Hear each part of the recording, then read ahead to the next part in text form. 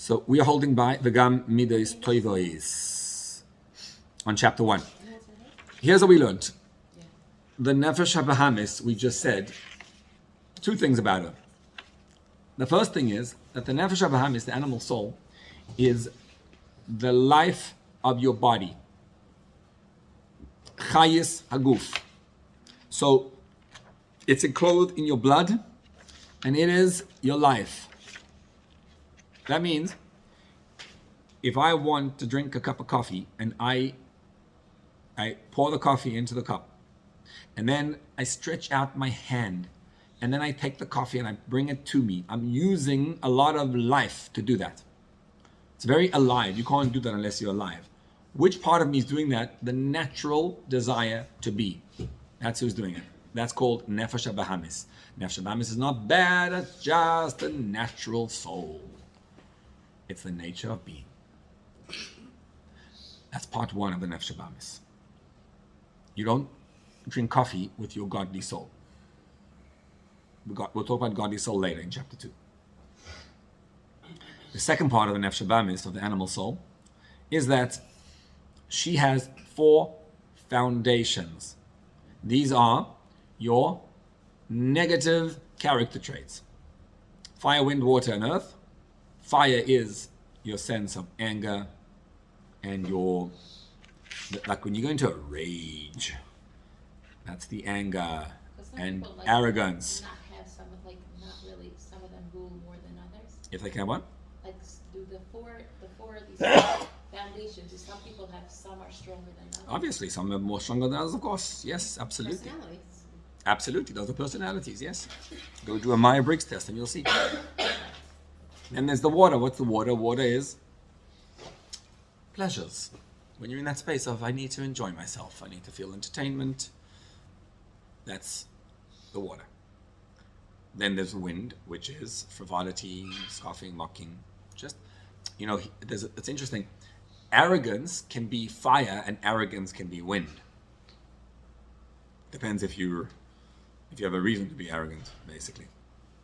If you're just full of yourself because you're important, that's fire.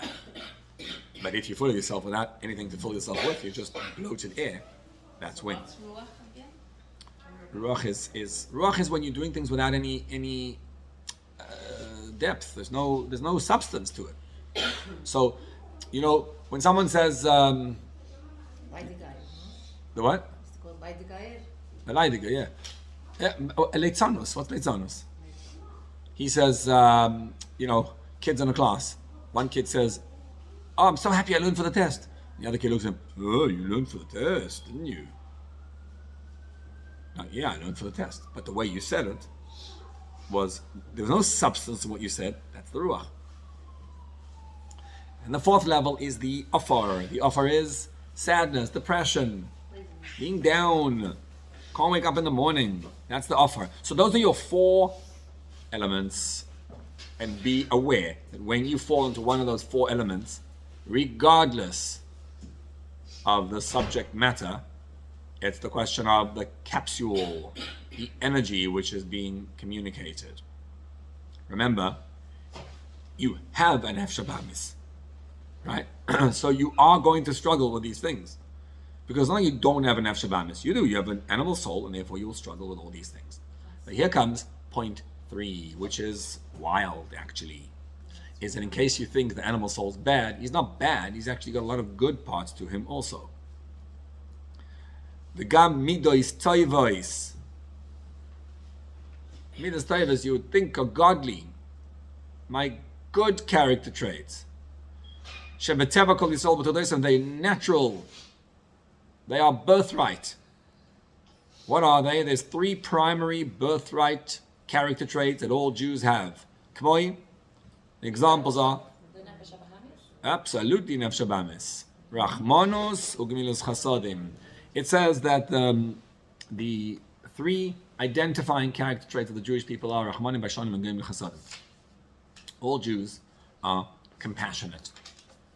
Jews will vote for the one they see most compassion for. So when they come to vote, they'll vote for that. They feel so bad. The poor Palestinians, it's so sad. They're suffering so much, and it's so sad. Save the whales. And the whales, terrible, right? A Jew will naturally feel so bad that they want to do everything for the whole world. Tikkun olam, they call it. Right? That's not a godly thing at all. It's just very, very, very distinctly Jewish. You can remember see it. It's unbelievable to see.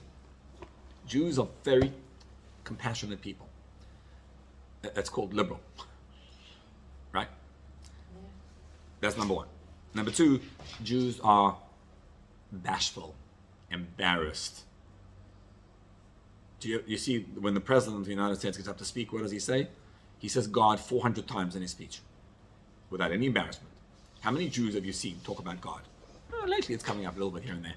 But when a Jewish politician will say, he's just scared to say it.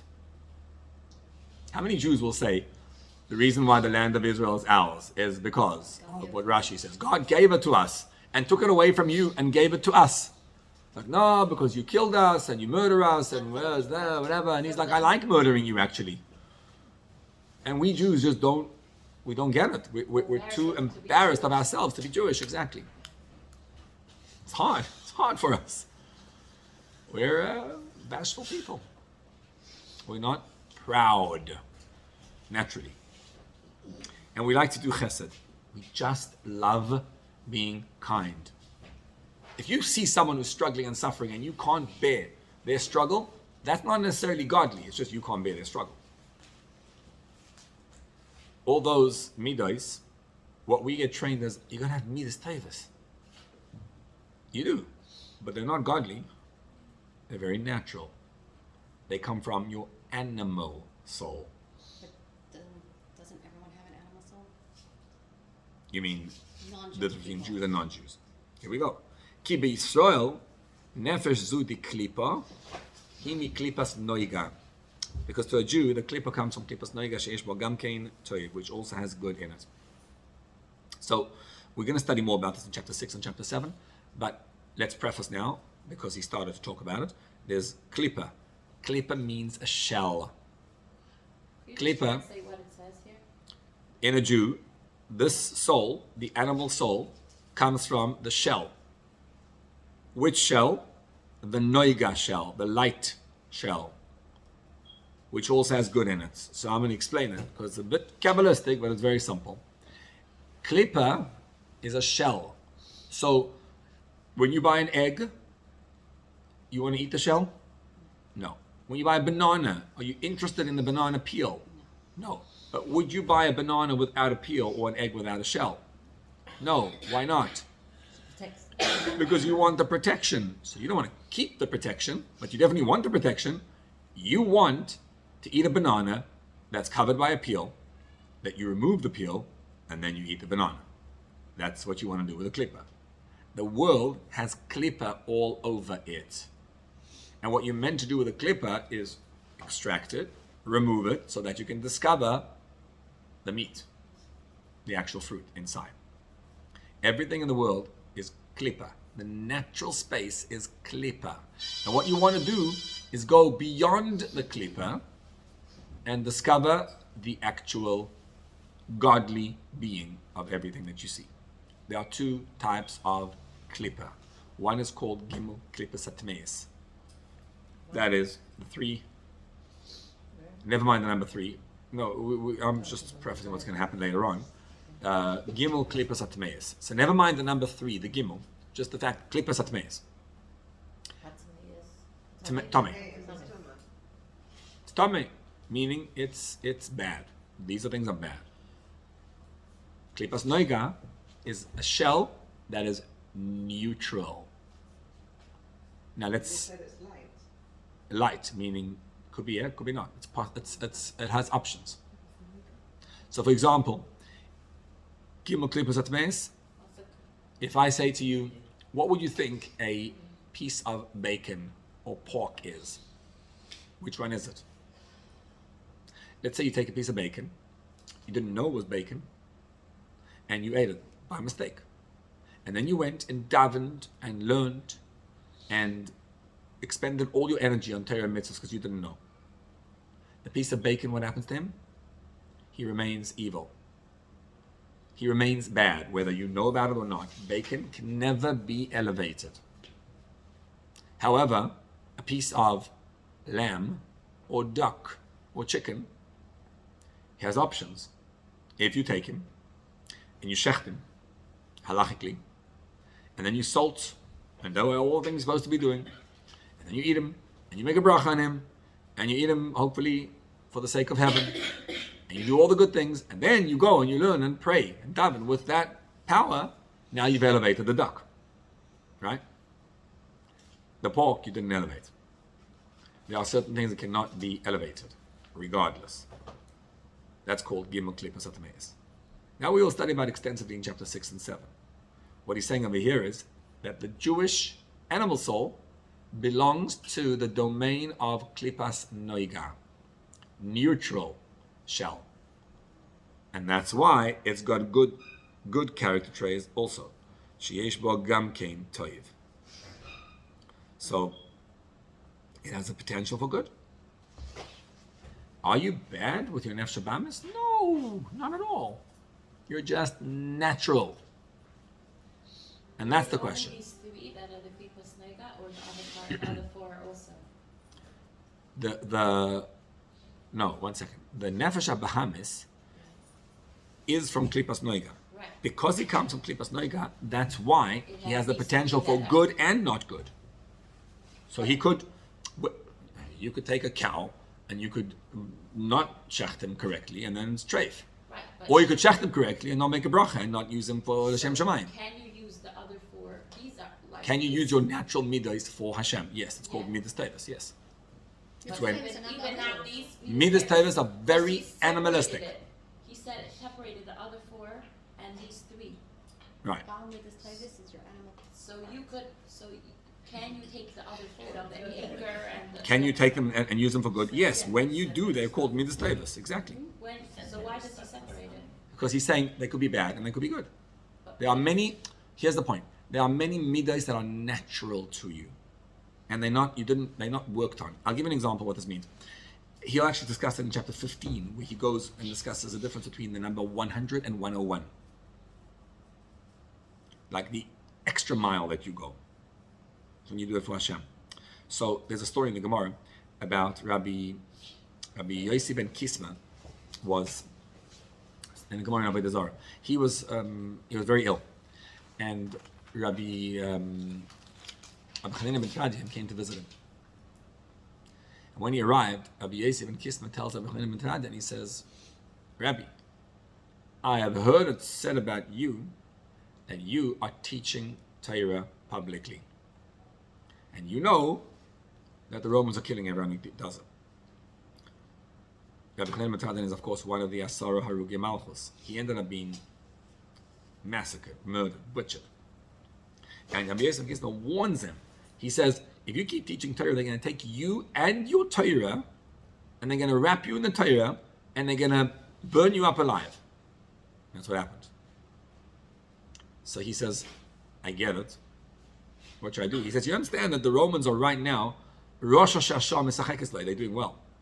And you shouldn't antagonize them right now. They are killing our sages. You're not the first. He says, I don't know what to do. I can't stop learning Torah. Tell me to stop breathing. I don't know what to do. I cannot stop learning Torah. If I die for it, I don't want to die, but if I die, what should I do? Then he says, tell me, Rabbi.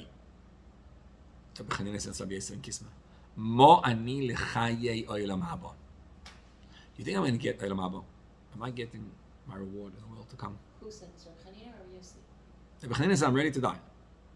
So then he says, Rabbi Yosef, but do you think I'm going to get olam haba or not? So he says to him, I don't know. Did you ever do anything good in your life? And he's thinking to himself. He said, yeah, of course. Once I did. Once upon a time, I didn't have enough money. And I had sufficient money on my table there was money for Purim's Suda, the Purim meal, and giving Matanas Devyanim, charity to the poor on Purim. And the one pile was there, and a poor man came in to ask for money. And my wife didn't know which, she made a mistake in the piles. And I knew which pile was which. She took the pile that was meant for our meal and she gave it to the poor man. And when I came, I realized that we messed up. But I didn't want to use the money that was designated for a poor man, even if the other money was given away. I didn't want to switch them, so I took the money that was designated for our meal and I gave it to another poor person. So Rabbi Yossi says, wow, if so, may my portion be among your portion, and you're for sure getting an apple. So this is a question about Tanya asked in this Gemara. He's like, do you understand the question? It makes no sense. The guy sitting here, he says, I'm ready to die for the cause. I'm ready to die. I can't stop learning Torah. I'm ready to die. And he did. They put wool on his chest and on his body, and they wet it in water, and they made it that he died a slow, painful death. And then he says, "You get him up." I said, "I don't know. Do you ever do anything good?" Excuse me. And the answer is, if it's purely Shem Shamayim, or also in the gears. No, he's asking if I enjoy it. Then. so the Alter Rebbe says, he says, you know, there were many philosophers even among the non-Jews. Right. And they were very holy people, actually. There were people like Aristotle and Plato and all those chevra. Those guys sat and learned about God all day and all night. They didn't indulge in any matters of the world, and they were not considered to be tzaddikim. In fact, quite the contrary. You know why? Because to a person who's a philosopher, it's called morosh choira. If you're a more morbid type of individual, you like to learn. If you're mora levana, you're not a masmid. Mora levana means happy-go-lucky. They don't like to learn. Morbid people like to learn. That's what it is. So Rabbi Hanina says, I don't know what to do. What am I? This is the struggle of the Beinani, right? What am I inside? Is this real or not? I'm ready to die for the cause. But what am I, like the philosophers of Greece? Ready to die for the cause, but I'm not for Hashem. So he says, tell me a story. And then he discovered a story about himself. It proved that he was a big, kind heart that he had. Because that's the Purim story. He said, if that's the case, then for sure you're going to get the reward for being ready to die. Not for that, for being ready to die. That's the Alter Rebbe's explanation. So, this is about our ability to discern between natural emotions versus worked on emotions. Which one are you? So, like people that are born, that's what Eob was saying in that other part, that sometimes people are born with easier Exactly. personalities. You're born with a certain personality. Ever since Adam and Eve ate from the tree of knowledge, good and evil, what happened? There's good and bad mixed into our souls. We are confused people. And that's why we like to say, he's bad. He's not bad. That's good. He's not good. Everybody's confused. Everybody's mixed up. It's just the reality of who we are. It's all a mumble jumble. So a Jew has in his soul, he has a complexity. And it's like pretty much like the good emotions that come from you, they're all confused with the bad, the good, it's all one and the same inside you. That's the question. Yeah. The story that was just said with Rabbi and Rabbi Yossi, Mm-hmm. is it saying that because of this raya or this story that he did with the money, that elevates the learning also? Yes, the proves story that of means- the money right. and the poor money proves that his readiness to die al kiddush Hashem is not his natural space. That means if someone It's godly because he's doing it for Hashem, because his natural way is not to be if an someone intense has a happy person. nature and they make people happy Right. when people see them, but this is their nature. So So if he's ready for an intense thing like dying on al kiddush Hashem, then it's real. Otherwise, maybe it's also real because you don't know about it. no. Okay, what I wanted to ask gonna be harder is, to know. let's say, Baruch Hashem, Hashem gave me a happy disposition in general, right? So Good for if you. I go around and when I smile, I make people happy, but this is Hashem's gift to me. Correct. So it's not That's necessarily my godly. gift to the world, whatever. But Don't if stop I'm doing visiting- it, but it's not necessarily Right, God. but let's say I'm in a situation where I'm down in the dumps and I need to go to my mother and I pretend that I'm happy and I make her happy. Does that You work make on that mitzvah. right? Does that Yeah. It means transfer over to the other time? correct. It's the hard work. We're not trained this way. That's godly, that's what Yeah. she's asking. We're not. She's asking, No, when, but even that when it's means easy for that- her, does that show that it's Right. Yeah, that means that elevates your whole life. Exactly. Well, we're trained that when something is hard, don't do it because it means. Yeah. How does it elevate all the times it just comes It makes you a godly person rather than an animalistic person. it's showing that she's, That moment she elevated. Correct, but her that makes you. natural nature. But then your whole life is that. Even when my that's my what nature, everything about me is godly. That's the way. That's what I want to get to. so That's if, the goal. if I'm an intense person and I like learning, then I don't get, then it means I'm not learning for age stuff. I'm learning for myself. Correct. So I learn with Exactly. my own. You are a cerebral person and you're getting pure pleasure out of this. What are you gonna do about it? So how do I make it? And by the What are way, you gonna just do one about second. it is the question. I want to just clarify to you. That's the goal. Our goal is not to serve Hashem with an nefesh elikis. You say it every day in davening. B'chol levavcha b'shnei yitzarecha. You got to identify both, and the goal is to actually enjoy it. Of course, the nefesh elikis and the nefesh bamis both should be on board with Hashem. That's what I want to get to. I want to get to both. So I'm how not trying do to. I- I'm not trying to deny that nefesh bamis is very good. Just you want to make it edel and refine it and do things that are. Whenever you have an opportunity to do something that's against your nature, you do it. Again, it's more chapter 15, but I'll tell you now. A guy came to the Rebbe, the Tzemach Tzedek once, and he says, Rebbe, what should I do? I cannot handle learning. You ever had this problem? Every time I open up a book, I go mishuga already. The second I open up a book, I can't do it. Don't want to learn. I have no desire to learn. I don't know how to do it. So Tzemach Tzedek says to him, I'm not sure what your problem is. My problem is the exact opposite of yours. And I have a problem. Because me, when I open up the book, I go crazy. I love learning. If I don't learn, I go crazy. So you, as soon as you open up the book, Hashem, why else would you be learning? You learn for 1 minute and it's all godly. I could learn for 18 hours straight and I haven't touched Hashem yet. I mean, it's godly, but when after 18 hours, now I'm tired. Oh, now I can do 1 minute for Hashem. So only when it becomes a struggle is it for the age stuff. That's the proof, right? But don't wait for the struggle. Just even if it's a struggle, that's the point. Yes, know who you are. And when you see a Jew and they're the Jew's a good person. His natural space, they're a good person. If you don't train him right, he'll be using that good for very bad.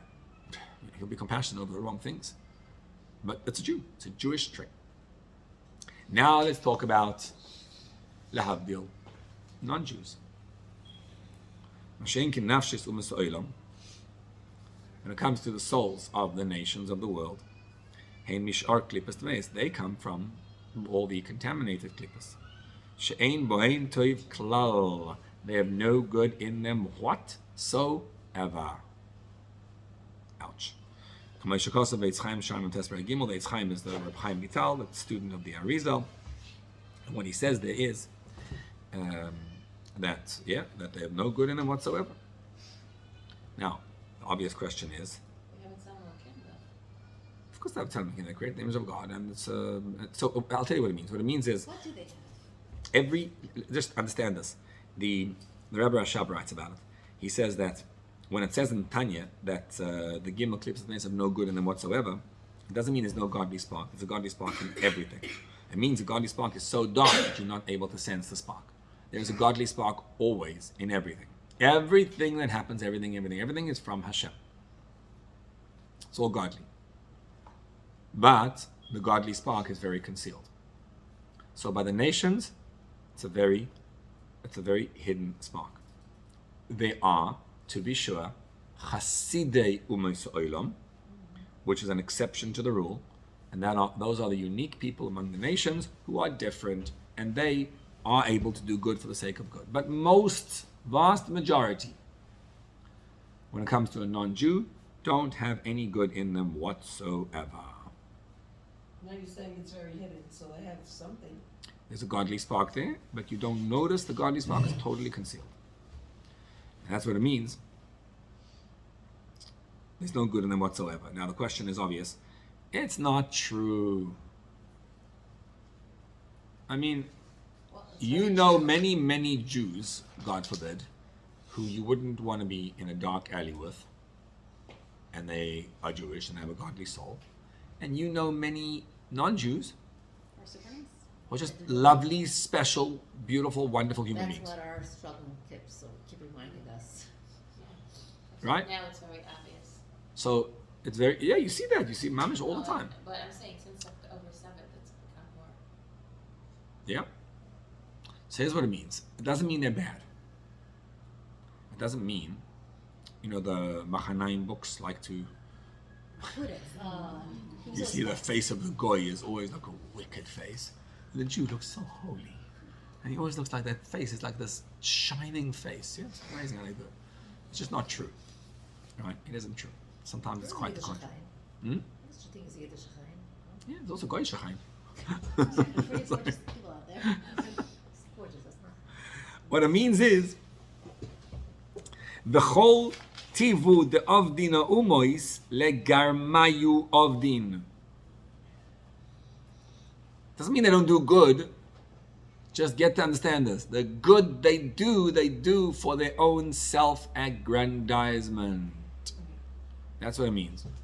He might be a lovely, special, wonderful person. He could be the nicest person in the world.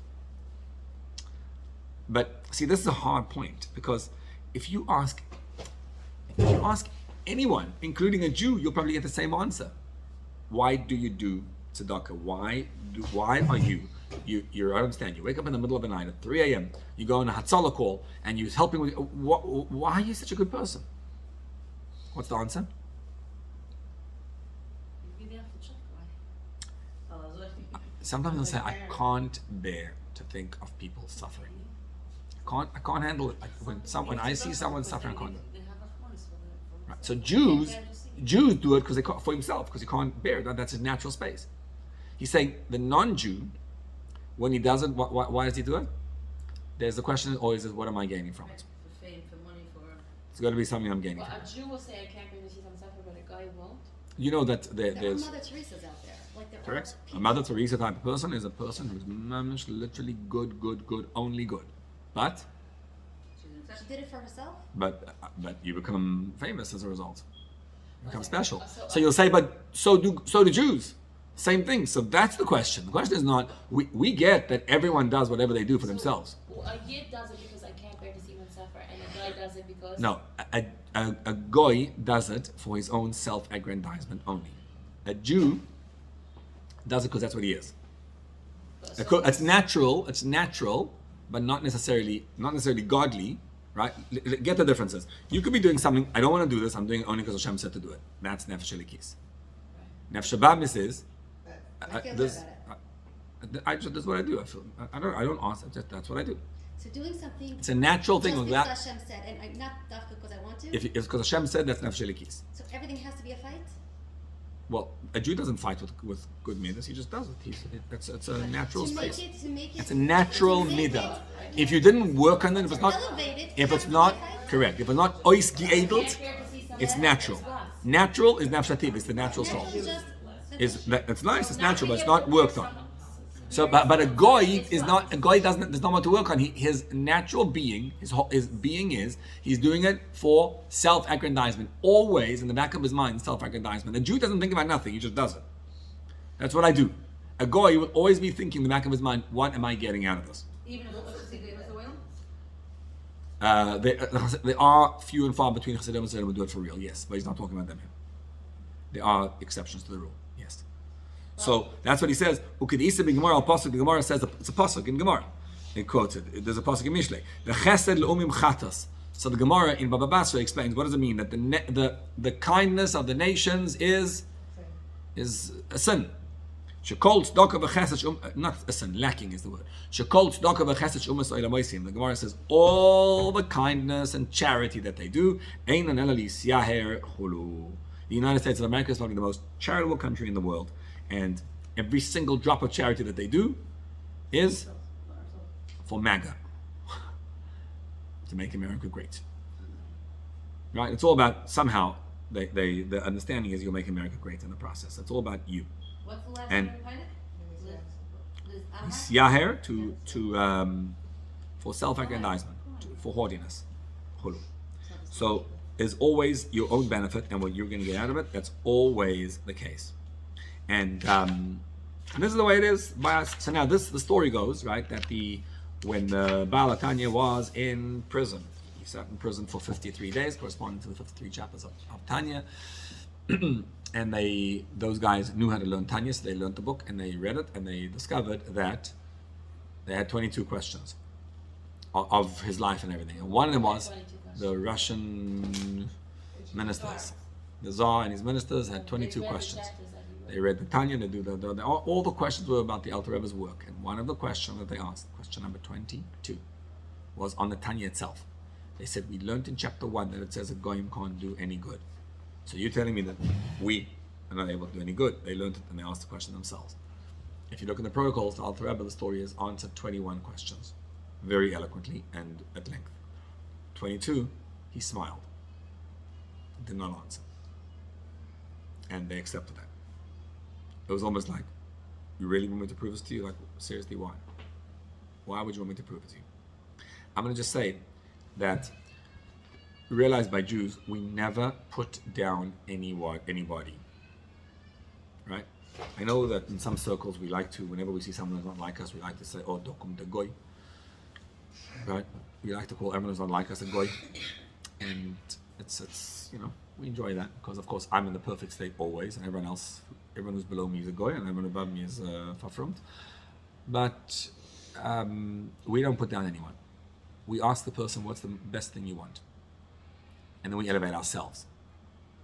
And so what we're doing here is not putting down anyone.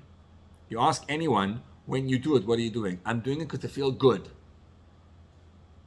It's a natural thing. People will tell it to you. I do it for myself, of course. Correct. What are you talking about? You do what to feel good? I give charity and I do kind deeds for myself, not for you. I need this. I need it. So what's the difference? So that's what I'm saying. So the Alter Rebbe is saying, so that's what it means, that a goy can't do any good, because that's the natural space of a Jew. Now he goes, and a Jew doesn't even say that, he just has it naturally. Ask Jews if they're okay with that. Of course they're okay with that. You ask a Jew who never learned any Torah if he likes doing good. Of course. Love it. Makes me feel good. So you're saying that we Right. Same also thing that you do just said by anything. the guy. That's You ask him why he's doing it because it makes him feel good. Again, a goy does it for self-aggrandizement. He's yaher. He wants to be famous. He wants to be well known. He wants the world to know about it. Oh, not that. The motivation is, I need people It's not to. just pity. I need it right. I need it to be known. I need people to know about this. I need it to be Big plaque. publicized, etc. The plaque, the whatever. And the Jew doesn't mean he doesn't want a plaque, but the natural space of a Jew is he needs to do the good. It's just it's like a natural also need. Want the fame and the... It could be yes, but he has a natural need. I can't. I need to do good, right? See, that's a subtle difference. That's midas tevis of a Jew versus, which comes from klipas noiga versus gimel klipas atmeis, the negative one, which comes from a goy.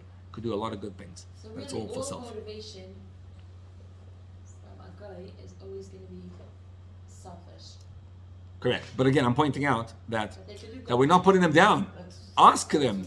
Ask anyone. Doing it for self-determination. Correct, of course. Most people believe that what they're doing is selfish. That's the natural Well, we space. say if a person does something because they're intrinsically motivated, because they want to, it's going to last longer, right? This is for that. Of course. Well, let's move now into chapter 2, and this is where the part begins. Perek Bey starts. So now we did Nefesh Bamis, so the animal soul. But we already established before, Reb Chaim Vital says there's two souls. So Perek Bey says, remember he established this because it says, yes, enter the Jewish soul. So we already established why we're Jews. Nefesh Bamis makes you Jewish, but Nefesh Bamis is there's a difference between Nefesh Bamis of a Jew and Nefesh Bamis of a non-Jew. But that's not what distinguishes a Jew, even though he is a different Nefesh Bamis. But what makes him special is his Nefesh Elikis, as we discussed, the schizophrenia that exists internally. Because there's two parts to you. And this is the deeper part, the part that is harder to discover. The Nefesh Hasheni is B'Yisrael, Yichelek Eleka Mima'al Mamish. The second soul is a godly soul, Mamish, literally.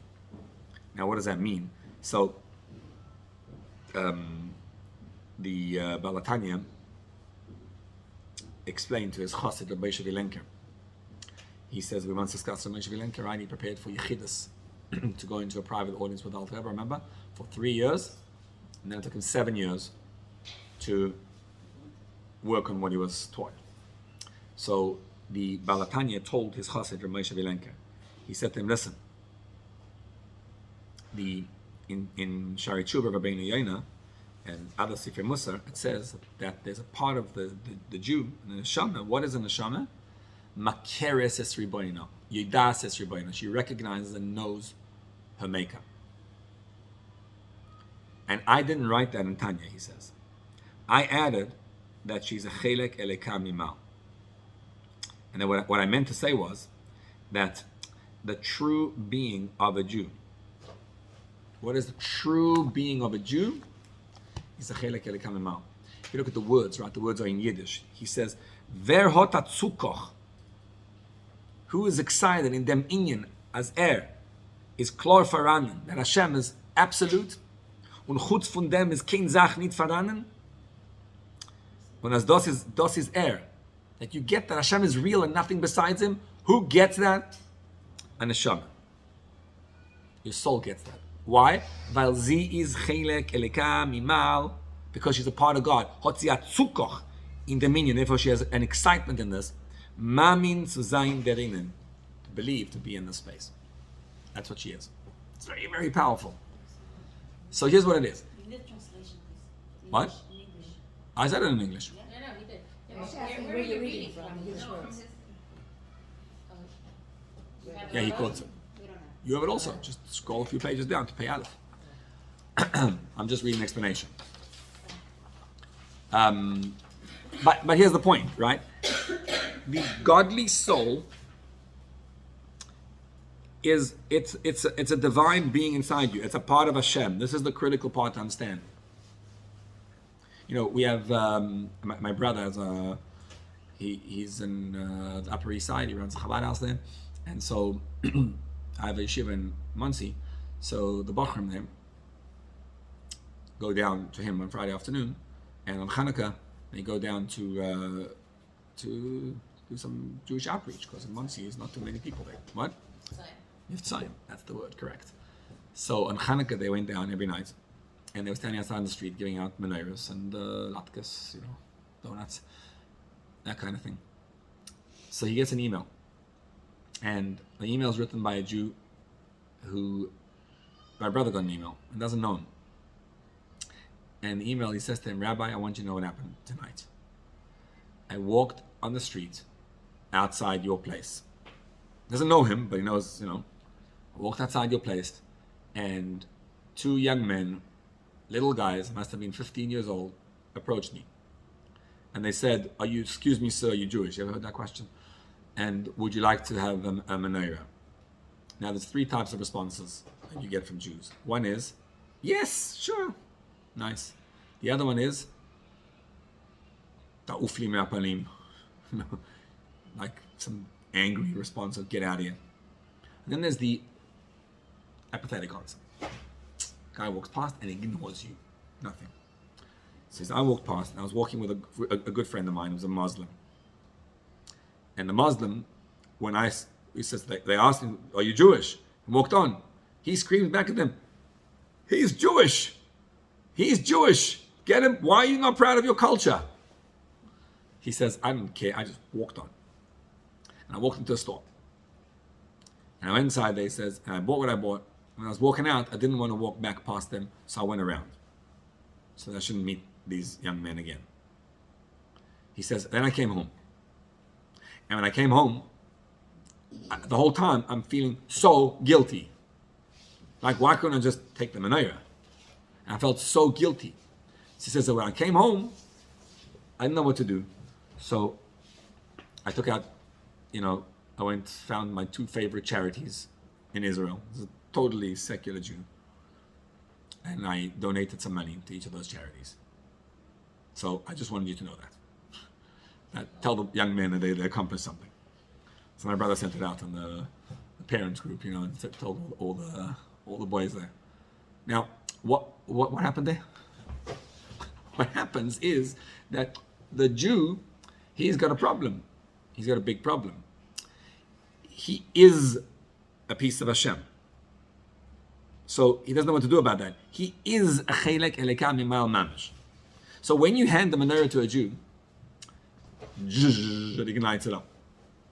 So now what does he do? He doesn't know what to do, but he's never been trained that way, so he's struggling. That's why, when you get to this idea, you see, we don't do kiruv by trying to invite the person for Shabbos, and trying to, learn with them or whatever. You right away, I'm talking about, where there's no trauma, where just the guy's not religious.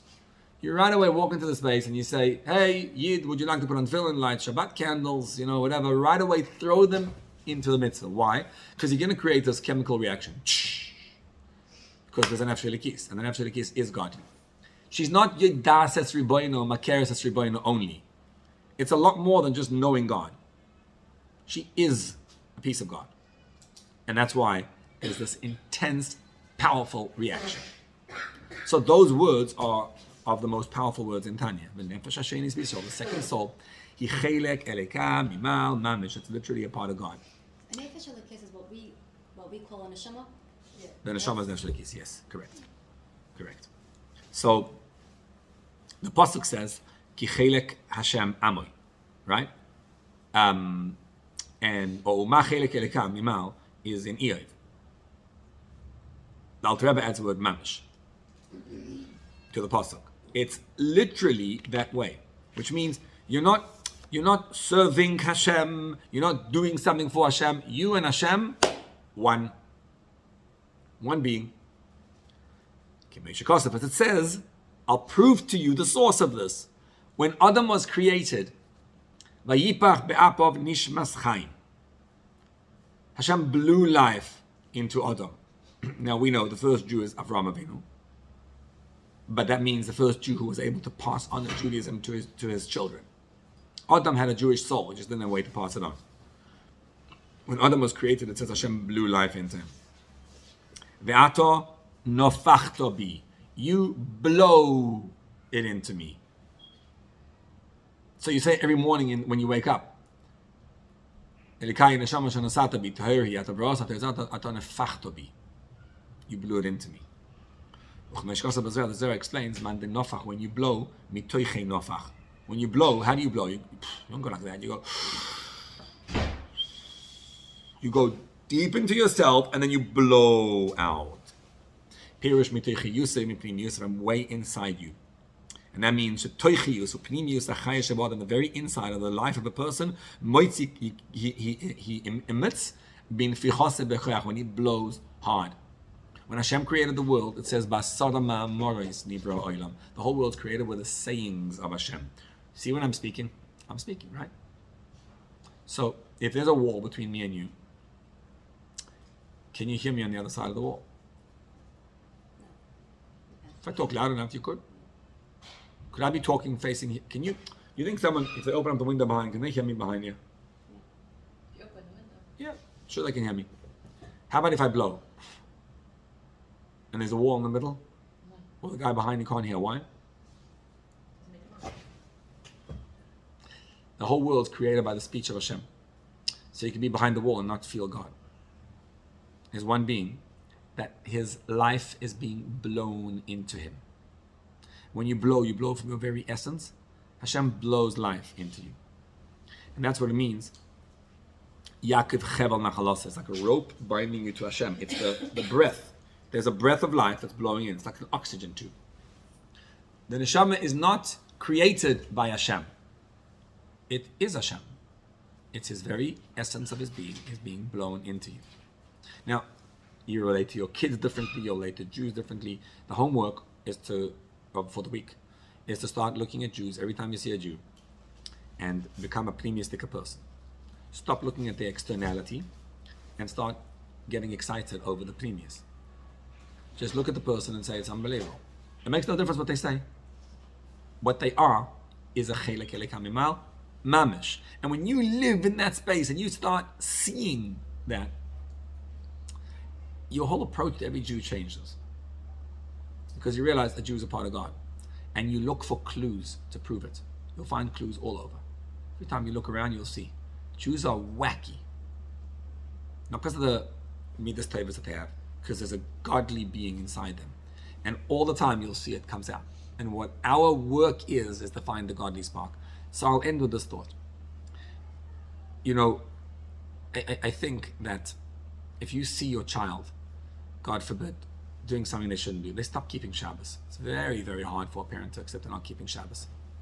So the natural reaction is to go screaming. And sometimes you scream in a very kind way. It's called passive aggressive. But the message is very simple. You better keep Shabbos or else. And that's not going to work for a simple reason, because you're not talking to the godly soul, you're talking to the animal soul from your animal soul. Because you're angry, or you're feeling worried or guilty. Those are all the 4 elements of the animal soul.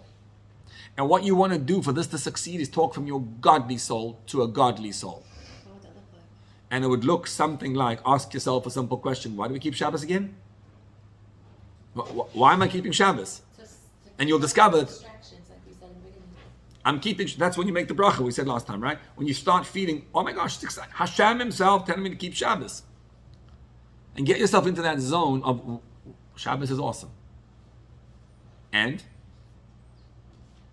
I mean, I'm feeling angry that my kid's not keeping Shabbos, yes. So I accept, I let the anger go. I wait till I'm not feeling angry. And then I have the power to respond.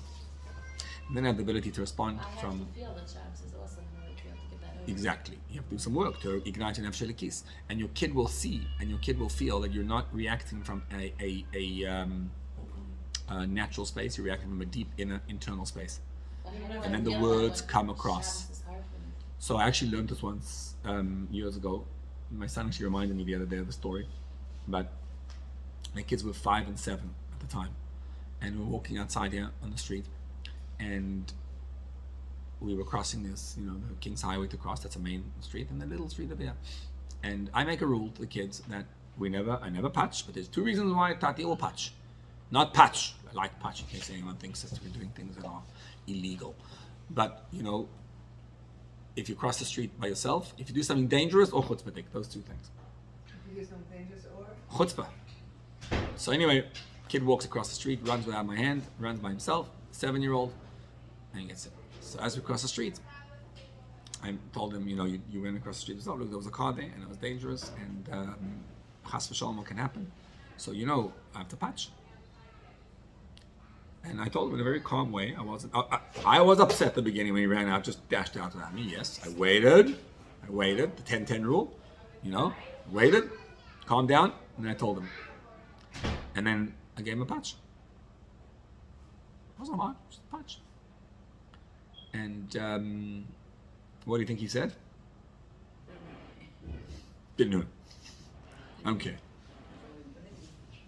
The other kid looks at me and says, the 5-year-old, he says, Tati, you didn't cry. I'm like, what do you mean? He says, well, that's the story. I said, what are you talking about? He says, we learned one of the Machanaim books. He says, it's a story about, it's actually the Mashpir, Ibn Nemenov. The story was that he had a child called Shol Yitzchak, and Shol Yitzchak was in the house, and then outside in this house there was a farm basically with all the animals, and he was fighting with all the animals. And his father kept on telling him not to do it, and he kept on smacking the animals and hurting them, and the father said, you can't do it. So one day his father took him into the thing, and he says, I have to, and he hit him. And the kid said, didn't hurt. Then he went to the other room, the father, and he started to cry. And the kid walked into the room and says, Tati, why are you crying?